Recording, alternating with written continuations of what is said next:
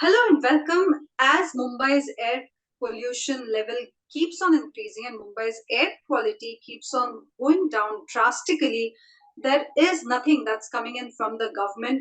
What are the concerns of the Mumbaikars? How serious is the situation right now? I have with me senior Congress leader Milind Deora, who joins us on this special broadcast. Milind Deora, thank you and appreciate your time for CNN News 18. I want to start with the first question, that is, yesterday you put out a tweet saying Mumbai is logging its worst air quality, amplified by construction works for the Mumbai Metro and Coastal Road. In some neighborhoods, the air quality is worse than that of Delhi. Mumbai's roads are also dug up and turned upside down, making it one of India's least livable metros. As a politician yourself, how do you see the situation for a city like Mumbai? How is it being administered? Well, I think it's the first time in Mumbai's history that I think we have clocked or logged in an AQI, an air quality index, as in the particulate matter suspended in our air, which is of worse air quality than that of Delhi. And this is an extremely alarming situation because we Mumbaikars always believed that, we are a city on the coast and therefore the dirty air quality gets washed away into the sea. And we're not landlocked the way Delhi is. We don't have the issue of stubble burning in Punjab, which affects Delhi. But I think the winter, which in general increases air pollution anywhere in the world, coupled with unabated construction activity in Mumbai. And this is not just an air pollution issue, it's also a major traffic issue. The fact that we are one of the few cities in the world where two massive infrastructure projects, the coastal road as well as the metro, are being done in a simultaneous manner. In most large cities around the world, not just from an air pollution point of view, but even from an urban planning point of view, local municipalities, state governments try to defer these and do them concurrently and not simultaneously. And that has increased the air pollution level in Mumbai, and which is why, as I said, it's extremely alarming, because ICMR in its study a few years ago calculated that almost 2 million people in India die as a direct result of air pollution, and that it can take a toll of anywhere between 1.5% to 2% on our GDP. So, unfortunately, air pollution is not a political or an electoral issue, but it's a very, very critical public health and economic issue in our country. Well, public health and economic issue, you say, but the health department is mum on it. BMC hasn't issued any guidelines so far. It's December, children are preparing for their annual sports days, which means they're ending up being outdoors and exerting themselves way longer than their usual hours. Do you think that the administration is not being serious about an issue that matters to the health of all the Mumbaikars? Yeah. Well, to be honest with you, I don't have any high expectations from the BMC or from the administration. I think their track record in delivering infrastructure projects is pathetic.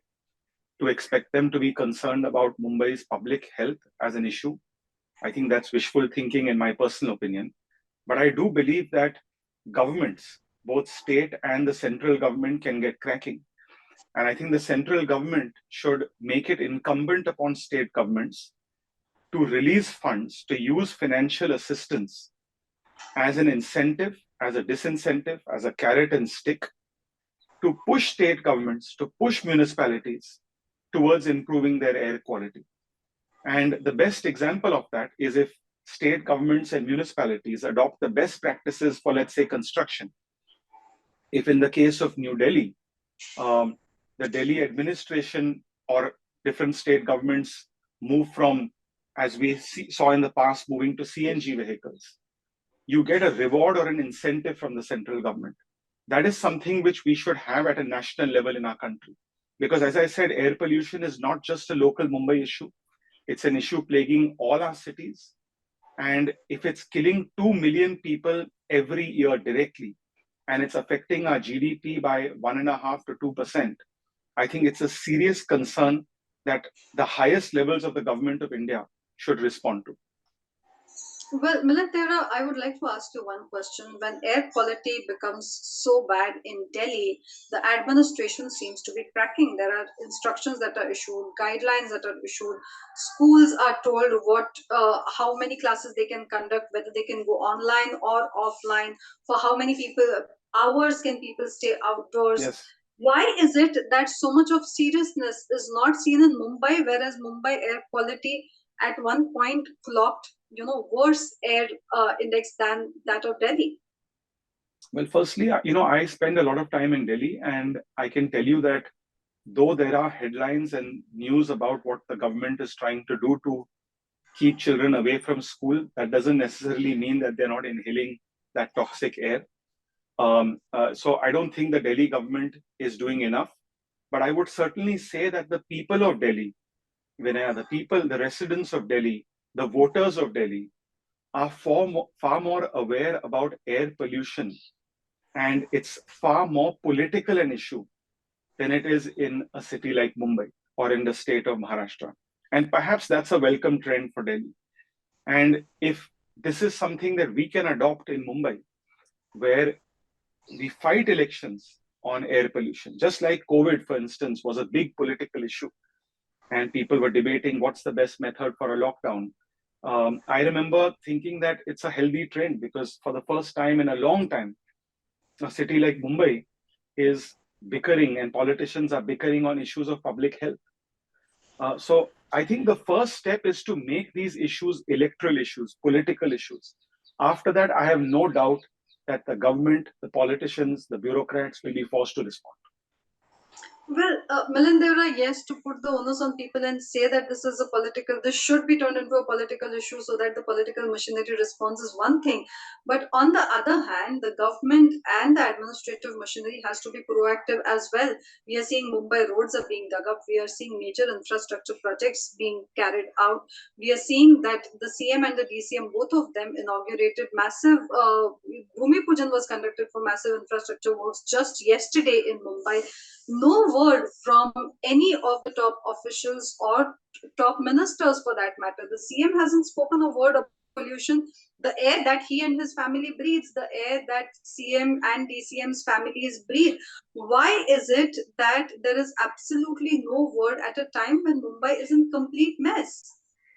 Well, I completely agree with you, and I'm not a spokesperson for the CM or DCM, and I don't know why they're not responding. And in my opinion, as people who live here, breathe the same air, we all live under the same sun, we all breathe the same air quality. They should be concerned for themselves, for their own families, if not for the public at large as politicians. But as I said, this has to become a people's movement. People have to realize, especially the poor. I mean, people who are wealthy can live in a room, shut the windows. They don't get as much dust coming into their house. They use air purifiers. It helps to some extent. Uh, the public are blissfully unaware, unfortunately. And as a result, they suffer the most. Do They you don't think have that air purifiers. They don't have air conditioners. about I this? mean, actually, if you go to different apps, Information, there are no advisories that are issued. Do you think that it was the BMC's responsibility to inform people and that it has failed miserably on that count?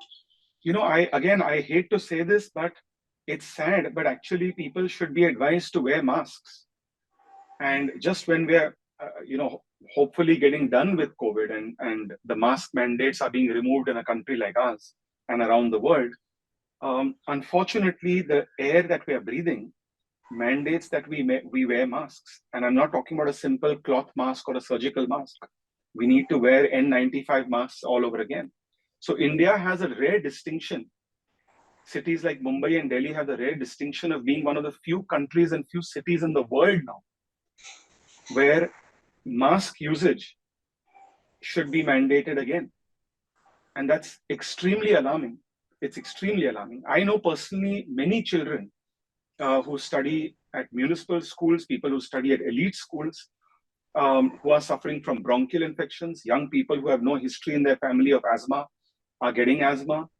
So these are things that we have to be concerned about. My appeal, certainly through you, would be to the establishment, to the government, to the state government, to the municipality, and to the government of India to respond. But my message would also be to the people of Mumbai to rise up and make this a political and electoral issue. in a way, like the people of Delhi have done, and whether it's the state government, the central government, and in time, I hope even the Punjab government will be forced to respond. Well, serious long-term costs there for the city when you look at the health impact it has, not just on the elderly but also on the children, and that it should happen at a time when the G20 summit meetings are going to take place in Mumbai. International delegates are to travel. Does this show Mumbai? Pardon me, sorry, you got cut off, Vinay, in the last bit. I wanted to ask you, this is happening at a time when the G20 summit key meetings are going to take place in Mumbai. Several key international delegates are to travel in the city in the coming 2 days. Does this show Mumbai in poor light? Absolutely. But as I said, what is our message to the world, to G20 delegates who are descending into Mumbai this week is one part of it. What is our public image? I mean, a country like China, where Beijing had the worst, most toxic air quality in the world, has implemented measures to bring their air quality, their AQI levels, high AQI levels down and reduce the suspended particulate matter in the air. So one is, what is the international message we're sending out? I do agree that's important. But two is that in a city of 20 million people, are we concerned about public health? Because the government must understand that when people fall ill, it's the government and the taxpayer that has to pay for their treatment. People, when they use hospitals like JJ, Kama, BMC hospitals, state government hospitals in Mumbai, which are subsidized by the government, that's a cost on the national exchequer. That's the cost on the taxpayer. So the governments must understand, and politicians, and whether it's the chief minister or anyone else must understand, this is not an issue that they can ignore. They may think that they're living in a room with an air purifier and therefore they are protected, but they're not, because even the state government is affected by it. The state government's coffers, the state government's finances are affected by it. And therefore, I feel we all must rise to action because it is an extremely alarming situation in India. One last question, Milind Deora. What will be your demand as a prominent citizen of Mumbai who's aware of the issues? Your demand from the BMC as well as the state government? They asked you for 3 bullet point suggestions, or what is it that you would demand from them? My demand from the state government and the BMC, the local administration, would be to plan construction projects and large infrastructure projects in a more sustained way to adopt best practices that reduce air pollution.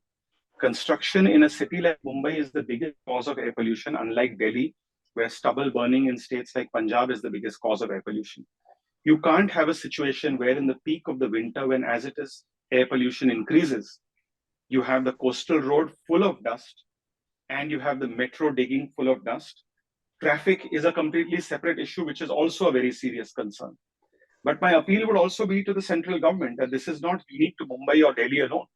This is unique to Hyderabad. This is unique to many tier 1 cities, to many tier 2, tier 3 cities, not just the large metros. And I think the government of India must treat air pollution as a serious concern that is eating into about 2% of our GDP annually, as a serious concern that is killing about 2 million Indians annually, and use its financial muscle to incentivize and punish, to reward and punish state governments and municipalities that do nothing to fight air pollution and to reduce air pollution. And at the same way, reward governments that are doing their best to improve the quality of air in our country. But playing the devil's advocate here, Milind Deora, clearly Mumbai is in woeful need of key infrastructure projects. May it be the metro, may it be the coastal road. So the administration says all it is doing is fast tracking these projects in order for benefit of Mumbaikars themselves. Well, nobody is saying that I'm the first one to say these infrastructure projects are extremely critical for the people of Mumbai. I'm a big believer in large infrastructure projects like this. I think in the long run, they will change the face of Mumbai, the way the average Mumbaikar commutes, lives. But I cannot accept that the practices being adopted to implement the metro, to dig the roads, to go ahead with the coastal road, cannot improve in the way they're contributing to air quality. I mean, there's so much dust being generated from the coastal road. Just drive by the coast in Worli or any other part of Mumbai where you see it being implemented. There's no dust being covered. Those are best practices adopted in the world. We're not the first country that is reclaiming land along our coast and building a road. This happens in every country in the developing world, in the Middle East, in Asia, in Africa. But there are best practices that certain countries adopt. And those countries ensure that air pollution arising from this construction work is minimized and mitigated. Are we doing that in Mumbai? I don't see that happening at all. Milind Deora, thank you for your valuable time. Clearly, a message for the government here to make sure that the key infrastructure projects that are also one of the causes for leading air pollution in Mumbai, there should be some of the best practices that should be practiced immediately because Mumbaikars' health is at stake. Thank you for joining CNN News 18. Thank you.